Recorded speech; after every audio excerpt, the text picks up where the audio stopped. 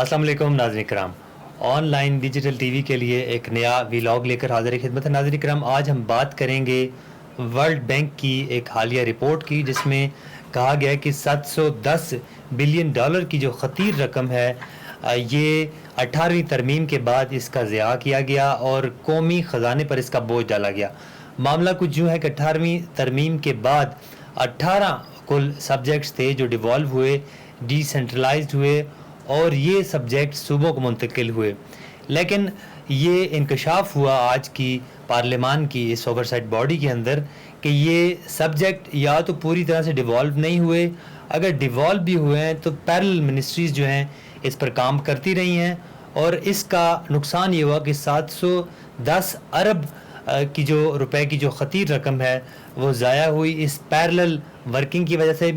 بہت ساری مثالیں دی جا سکتی ہیں، ای او بی آئی کا شعبہ، ایچ ای سی کا شعبہ، دیگر کئی سبجیکٹس جو کہ ڈیوالو بھی ہوئے اور نئے ناموں سے مرکز بھی ان پر کام کرتا رہا۔ اس رپورٹ کے جواب میں جو وزیر مملکت برائے خزانہ ہیں عائشہ غوث پاشا، انہوں نے بھی جواب دیا۔ ان کا کہنا تھا کہ صوبوں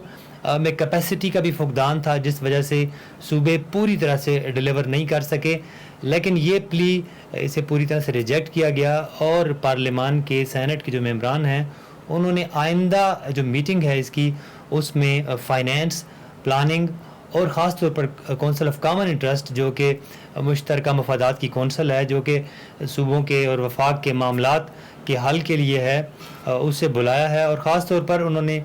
پرائم منسٹر کو بھی یہ سفارش کی ہے کہ وہ